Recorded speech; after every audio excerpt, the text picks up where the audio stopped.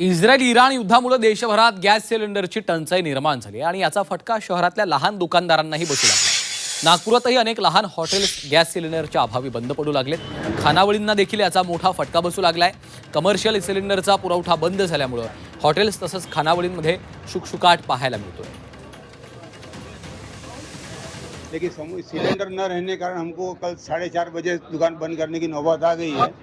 तो कम से कम लोगों को महसूस हुआ दुकान बंद हो, इसी हिसाब से मेरे पास में जो व्यवस्था थी टेबल कुर्सी बैठने की और कोल्ड ड्रिंक है, उसी हिसाब से मैंने चालू रखा भाई कम से कम कोल्ड ड्रिंक और चाय पिए और समय पास हो सकता है इसी हिसाब से। बाकी अब नहीं है सिलेंडर तो मैं समोसा कचोरी नहीं बना सकता हूँ। दबाव काही आम्ही आणत नाही, तर ऑफिस आमच्या जवळ एडलवाईस लाईफ इन्शुरन्सचं।